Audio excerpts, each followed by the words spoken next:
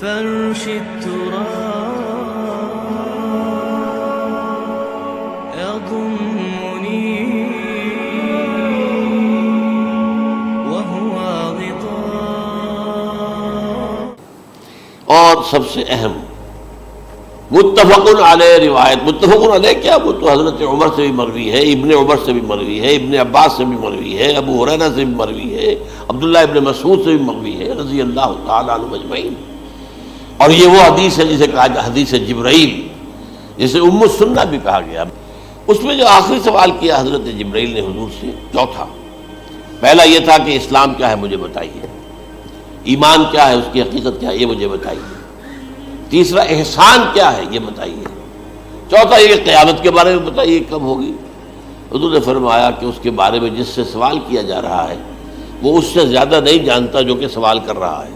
اب اس کے کئی مفہوم ہو سکتے ہیں کہ بہرحال یا تو حضرت، چونکہ بعد میں معلوم ہوا کہ حضور نے پہچانا نہیں کہ یہ جبرائیل ہے، بلکہ جب سوال جواب ہو کر وہ چلا گیا شخص تو اچانک حضور کے ساتھ ذرا ردو ہو ہی لیا، ذرا بلانا اس کو دوبارہ لانا. اب جو دیکھا کہ وجود ہی نہیں اس کا، آسمان نے اس کو چکھ لیا، زمین نے نگل لیا، کیا ہوا ہے؟ پھر آپ نے یہ جبرائیل تھے جو تمہیں تمہارا دین سکھانے آئے تھے جبکہ تم سوال نہیں کر رہے ہو. یہ بڑے بیسک کوسچن تھے، اس لیے کہ دنیا کے ہمارا نظام اسلام پر ہے، ایمان پر نہیں ہے. اچھا، یہ جو متفق علیہ حدیث ہے جو حضرت جبرائیل کی ہے، اس میں پھر انہوں نے کہا کہ اچھا اگر آپ مجھے یہ کب ہوگی قیامت نہیں بتا سکتے تو اس کی کچھ علامتیں بتائیے. یہ بڑی عظیم تھا، کیونکہ یہ تو تمام احادیث کے اندر میں نے عرض کیا نا کہ سب سے زیادہ صحابہ سے منقول ہے. اور آپ نے فرمایا کہ جب لونڈی اپنی مالکہ کو جنے گی اور تم دیکھو گے کہ ننگے بدن ننگے پیر بھوکے ننگے بھیڑوں اور بکریوں کو چرانے والے اونچی سے اونچی عمارتیں بنانے میں ایک دوسرے کا مقابلہ کریں.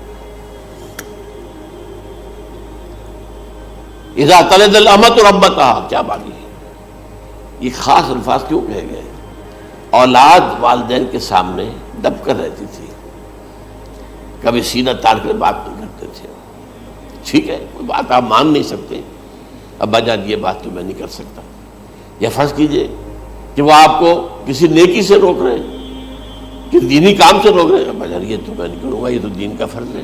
یہ کہیں آپ اور ڈٹ کر کہیں اور جمیں اس پر، لیکن یہ کہ کوئی سرکشی کا انداز نہ ہو. ایسا نہ ہو کہ اپنے جناب سینے کو تان کر کے کھڑے ہو جائے، میں نہیں کروں گا، یہ نہیں، یہ غلط ہو جائے. اچھا، اولاد میں بیٹی جو ہوتی تھی وہ زیادہ سبارڈینیٹ، سبمسیو، بات ماننے والی، کہیں بھی سر اونچا نہ کرنے والی. اور آخری دور میں کیا ہوگا؟ بیٹیوں سے مائیں ڈریں گی، انہیں ٹوک نہیں سکتی کسی بات پر، پتہ نہیں کیا بک دے گی، کیا بکواس کر دے. یہ تو ہمارے یہاں ہو گیا ہے. باہر کیا ہے؟ تو آپ یہ بھی نہیں پوچھ سکتے. آپ کی 13 برس کی لڑکی آئی ہے رات کو 1 بجے، نہیں پوچھ سکتے کہاں رہی ہو، یہ رات کہاں گزاری، پوچھ ہی نہیں سکتے. یہ پوچھنا بھی جرم ہے. اپنے چھوٹے بچے کو آپ نے ایک تھپڑ مار دیا، تہذیب ہے، سکھانا ہے، غلط کام کیا ہے، اس کی سرزنش ہو رہی ہے، فوراً وہ اگر ایک فون کر دے گا پولیس آئے گی، بچے کو لے جائے گی، اسے لا کر کہیں اور جو ہے ڈپازٹ کرے گی اور آپ پر مقدمہ چلے گا، آپ کو اس کی سزا بھگتنی ہوگی. ظاہر بات ہے کہ پھر وہاں سرکشی کا کیا عالم ہوگا. پھر اولاد کہاں سر جھکائے گی، کس درجے میں جھکائے گی؟ اس کی تربیت عثمانی ہوئی نہیں. تو ان تلد الامۃ ربتہا، گویا کہ ماں بیٹی کے نزدیک ماں جو ہے وہ ایسی ہو جائے گی جیسے لونڈی. گویا کہ لونڈی نے ایک اپنی مالکہ کو جنم دیا ہے، بیٹی مالکہ بن جائے گی اور ماں جو ہے لونڈی بن جائے گی. اور دولت کی ریل پیل کا ابھرتا دکان، یہ جو بھوکے ننگے اور مفلس، کیا حال تھا 100 برس پہلے، انہیں کھانے کو کچھ نہیں ملتا تھا.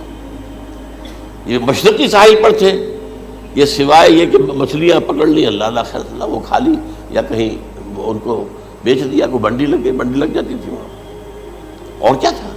اور مغربی ساحل پہ کیا ہوتا تھا؟ ساری ان کی معیشت حج کے گرد گھومتی تھی.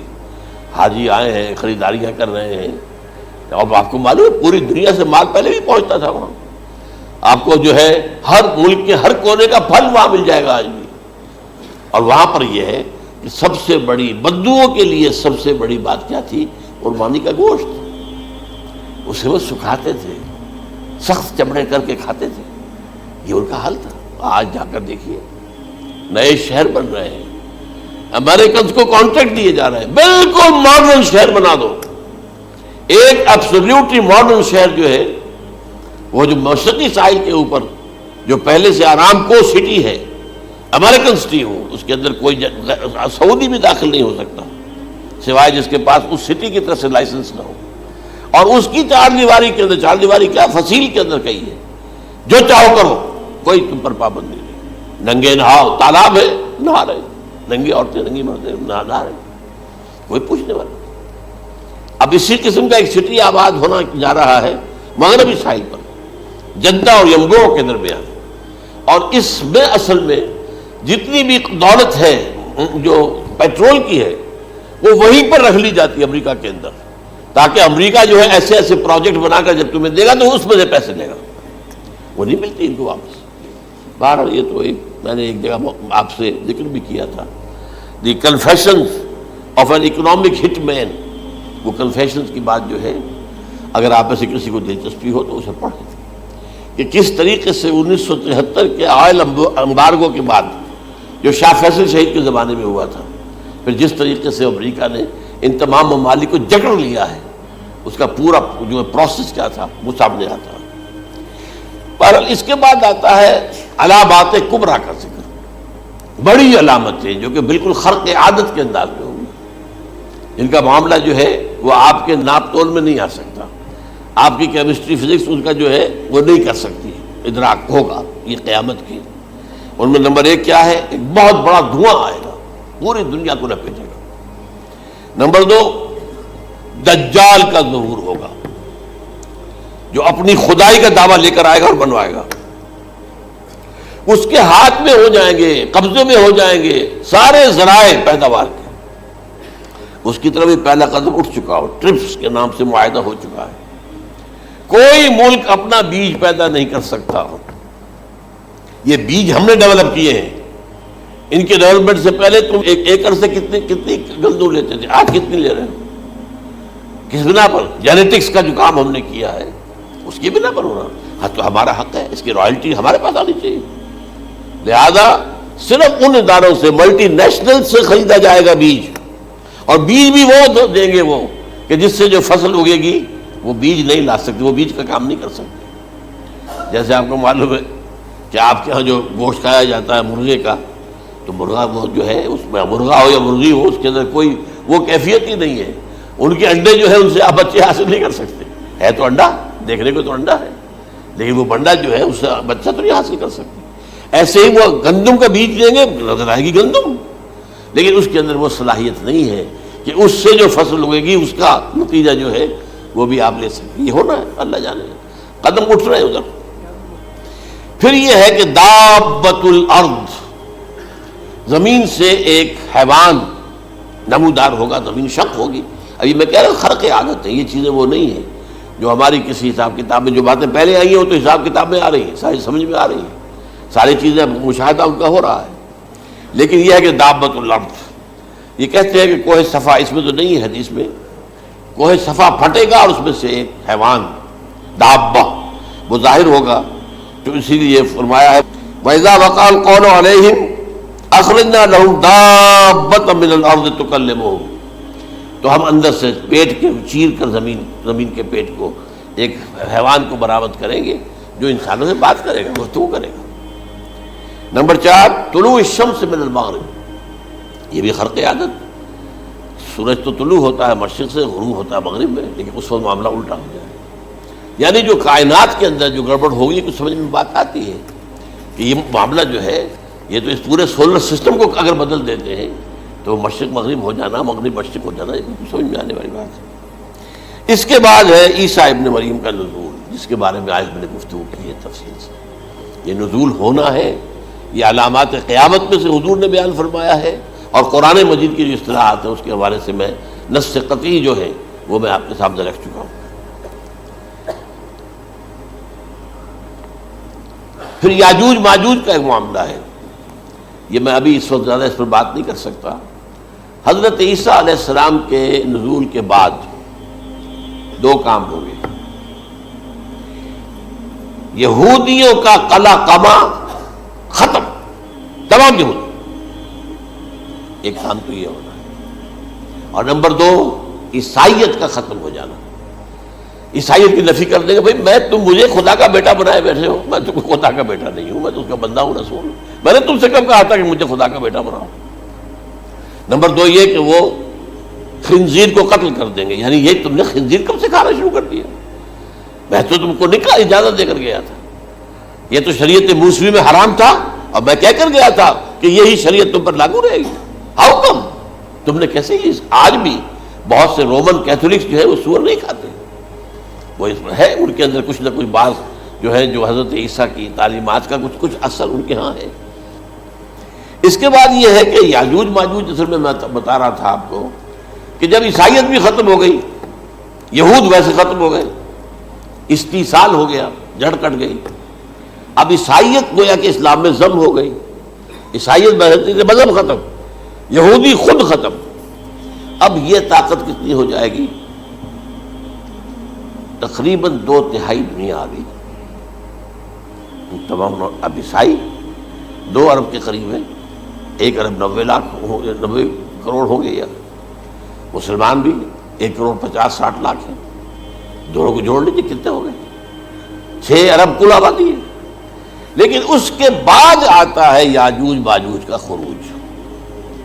یہ یاجوج ماجوج میرے نزدیک چائنا اور رشیا ہے، ان کی مجموعی طاقت اتنی ہوگی، اور یہ اس طرح آئیں گے ہر اونچائی پر سے اترتے ہوئے، پھسلتے ہوئے، جیسے 1962 میں جب وار ہوئی تھی بٹوین چائنا اینڈ انڈیا 1962 میں، تو وہ اس وقت کا نقشہ جو آج بھی اخبارات میں پڑھتا تھا تو یاد، waves after waves of Chinese soldiers were coming down the slopes of Himalayas۔